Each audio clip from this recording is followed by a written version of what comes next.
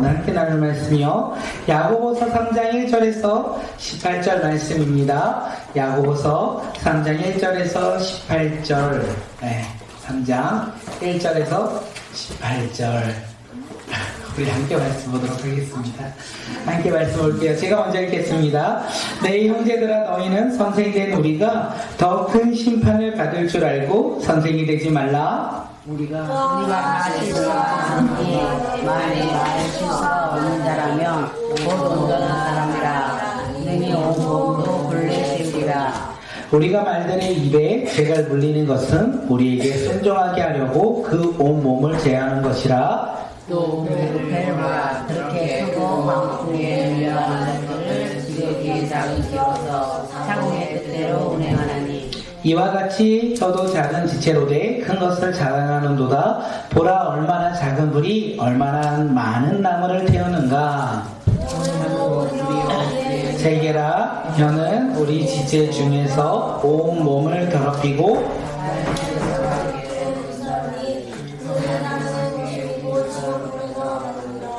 여러 종류의 짐승과 새와 벌레와 바다의 생물은 다 사람이 길들일 수 있고 길들여 왔거니와 혀는 능히 길들일 사람이 없나니. 쉬지 아니하는 악이요 죽이는 독이 가득한 것이라. 이것으로 우리가 주 아버지를 찬송하고 또 이것으로 하나님의 형상대로 지음을 받은 사람을 저주하나니.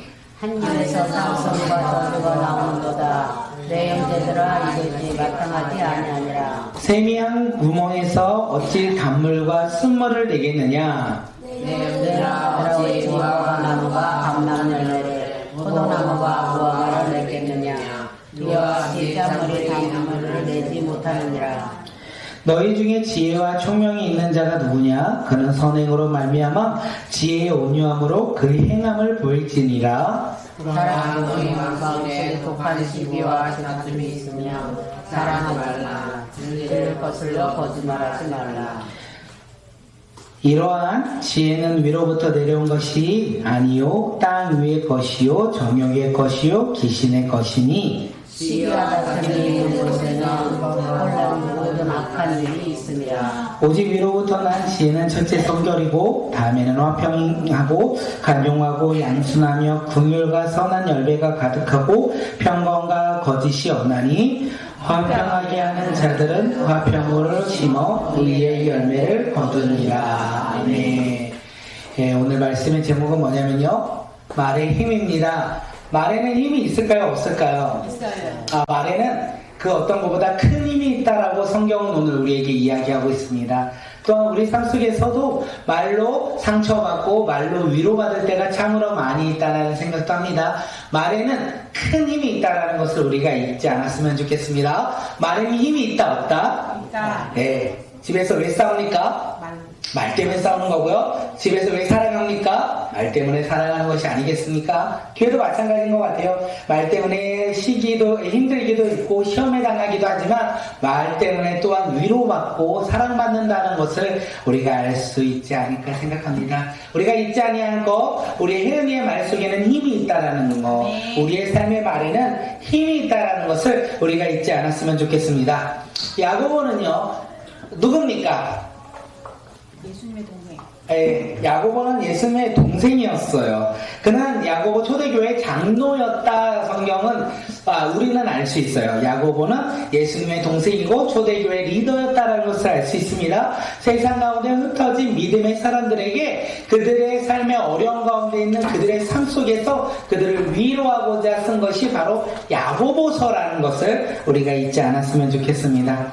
야고보에서 꼭 이렇게 말해요. 믿음을 말한 다음에 행함을 얘기해요. 행함이 없는 믿음은 어떻게 해요? 죽은 믿음이다. 그리고 그 믿음은 어떻게 해요? 세상의 조롱거리가 된다. 이렇게 말했어요. 그리고 우리가 지난주에 함께 말씀을 나눴어요. 행함이 없는 믿음은 죽은 믿음이고 그 죽은 믿음으로 세상의 조롱거리가 되는데 우리는 누구의 믿음을 따라가야 하냐? 아브라함과 라헬의 믿음을 우리가 따라가야 한다. 왜냐하면 그들은 믿음 위에 행하여 하나님의 친구가 되었고 진짜 구원의 기쁨을 누리는 사람들이 되었기에 우리들도 어떻게 해요? 믿음 위에 행함을 행하는 사람이 되어야 한다. 이렇게 이야기하고 있어요. 그러면서 했던 얘기가 뭡니까? 배고픈 자에게, 다이가 생일이에요. 오늘 다이 생일이었어요. 다이가 생일이었어. 그런데 우리가 이렇게 하는 거죠. 다이가 생일 축하하고 아무도 모르는 척 하는 거예요. 다이 기분이 어떨까요? 슬퍼요. 네, 아는 척이나 하지 말지. 왜 아는 척을 하고 아무도 나에게 축하를 하지 않을까 하는데, 우리가 거꾸로 다이의 생일을 막 축하하면 어떻게 해요? 선물도 주고 먹을 것도 나눠 먹고, 그리고 함께 기뻐한다면 다이의 마음은 어떨까요? 기쁨이 있겠죠. 그것이 행함이잖아요. 생일을 맞이한 우리의 공동체가 함께 기뻐하는 행함. 예수님 믿어도 그 행함이 없다면 어떻게 해요?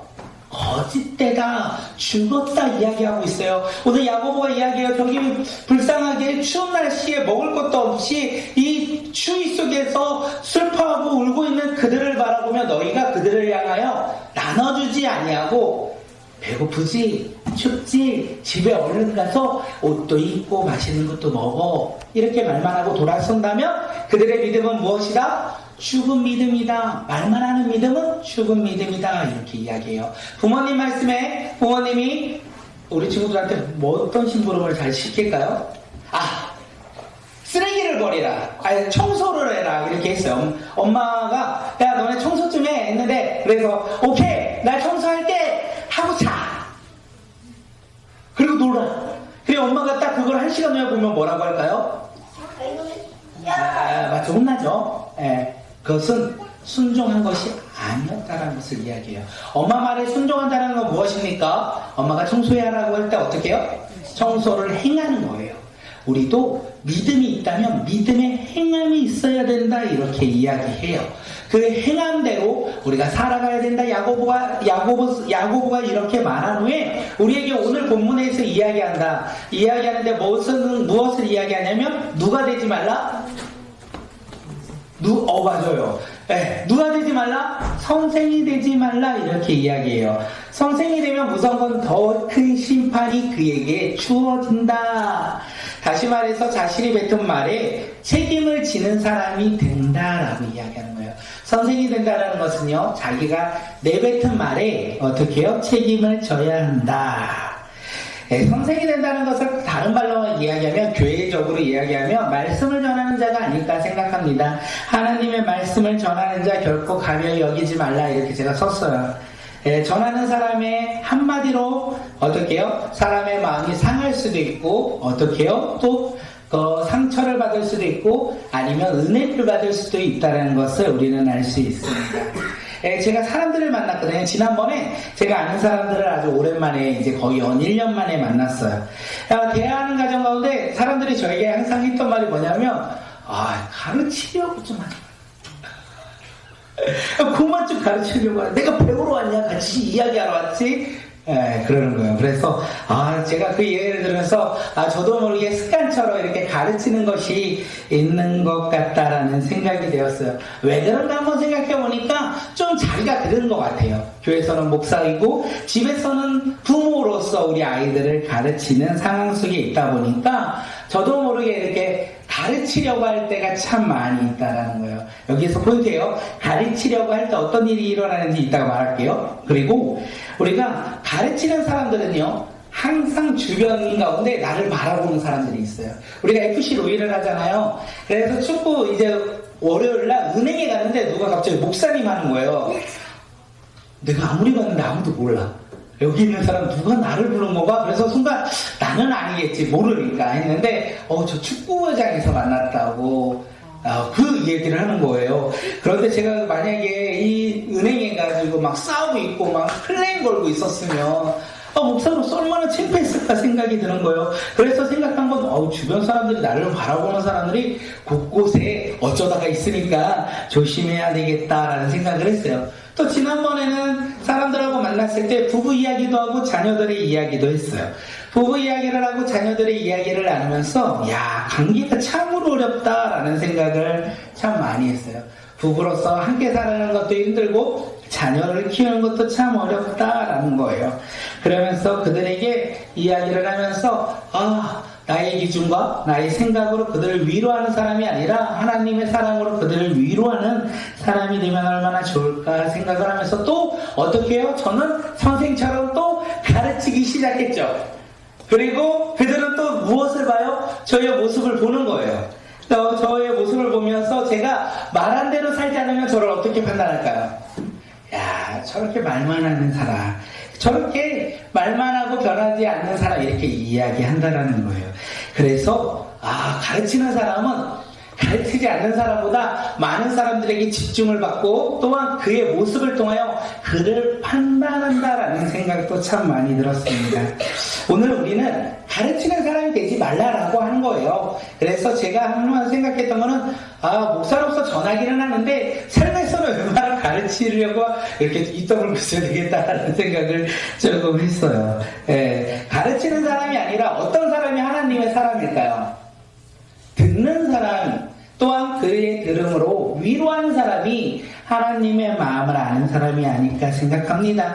가르치면요, 그 사람의 영혼을 울릴 수는 없는 것 같아요. 그런데 들으면요, 그 사람의 마음을 울릴 수 있는 것 같아요.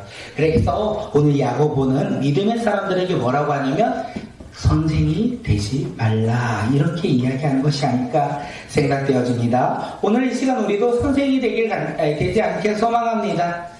나의 잘남으로 살아가는 사람들이 아니라 우리가 나의 잘한 것은 잠시 내려놓고 상대방의 이야기를 듣고 위로하는 사람이 되게 소망합니다. 이러면 다음 주에 또 누군가 저에게 물어보겠죠. 아내 이야기를 잘 들으셨습니까? 그럼 저희 아내는 또 이야기하겠죠. 아니요. 살아가는 게 쉽지 아니하다. 믿음으로 살아가는 그 길은 좁은 길이에요. 왜냐하면 그 길을 따라가는 게 어렵기 때문에 그렇습니다. 그래서 우리가 위로하고자 듣고자 우리가 생각하며 노력하는 사람들이 되게 소망합니다. 야고보는 우리에게 무엇이 되지 말라?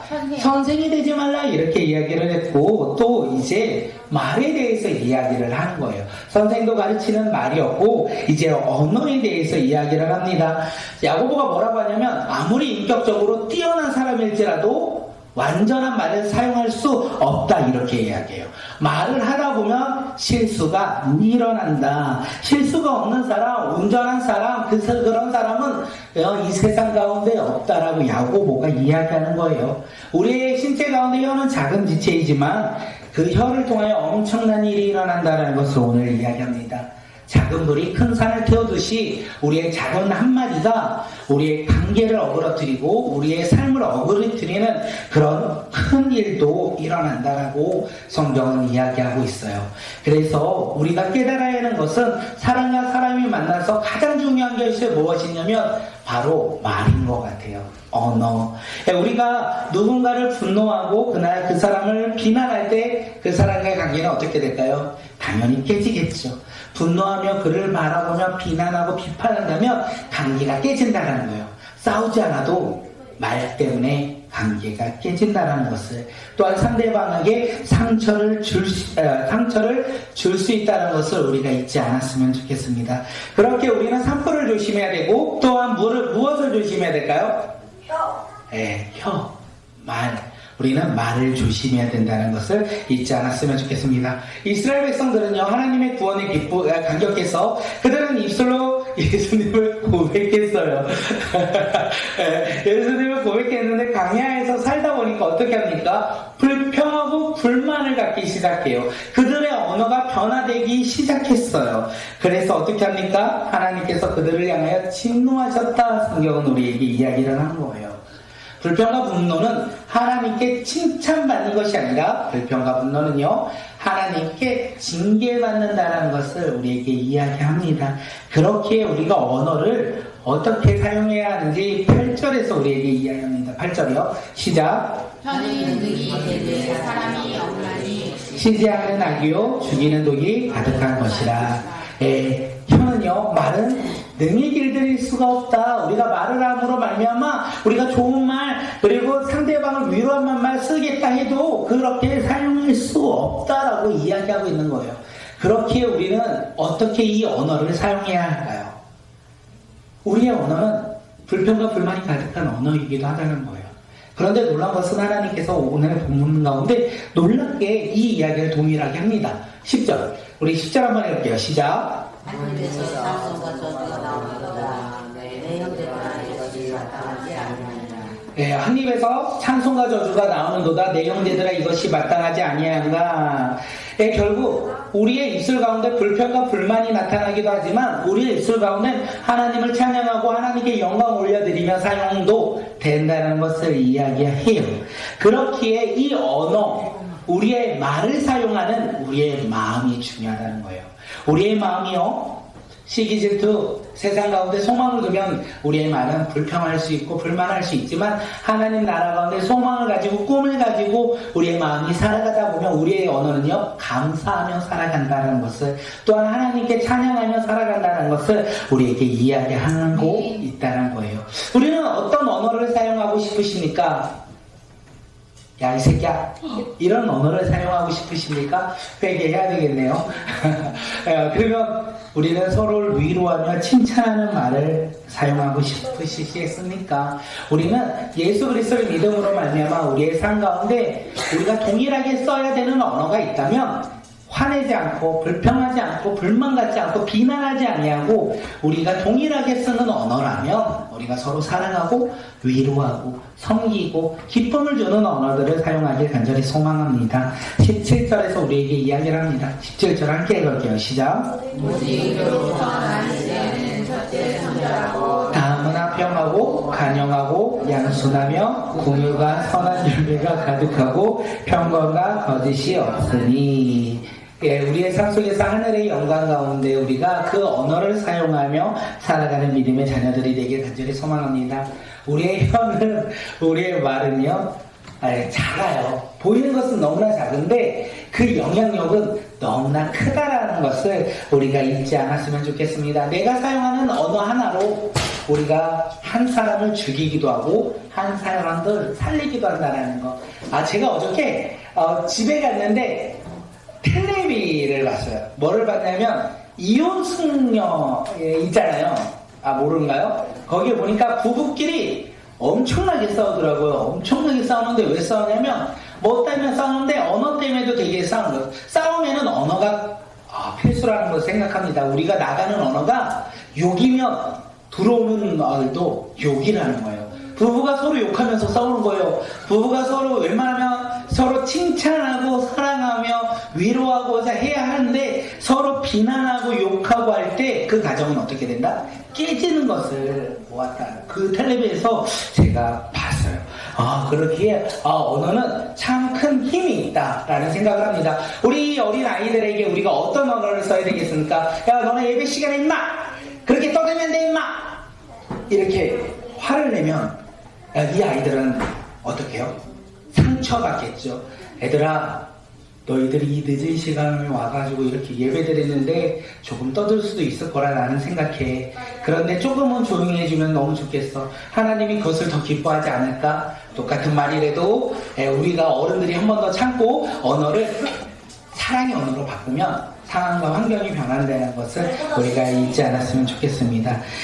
우리는 어떤 언어를 쓰시겠습니까? 우리 친구들은 학교에서 어떤 언어를 쓰시겠습니까? 친구들과 사이에서 욕하며 화내며 짜증내는 언어를 써야 될까요? 아니면 나 예수님 믿어, 그 고백으로 사랑의 언어를 써야 될까요? 우리 친구들이 선한 영향력을 끼치는 믿음의 자녀들이 되길 소망하고 속담을 합니다. 이 속담 마치는 자에게 큰 상품은 준비한 게 없었어요. 내일 달란트 잔치잖아요. 달란트를 몰래 숨겨볼게요, 제가. 이 말에 대한 속담, 우리 한국의 이 속담 가운데 말로 말미암아 크게 기쁨이 가득한 속담이 뭐가 있을까요? 예수님. 가을말이 뭐예요? 네, 이것도 좋은 것 같은데 여기에 써있는 것도 그건 아니에요. 갚아요. 말 한마디에 말하기에 천양미도 말 한마디에 천냥밑도 갖는다. 당신에게는 내일 달란트가 선물로 갈 겁니다. 오빠 어떻게 갑자기 막 아이들이 막 예선이를 바라보는데 씨.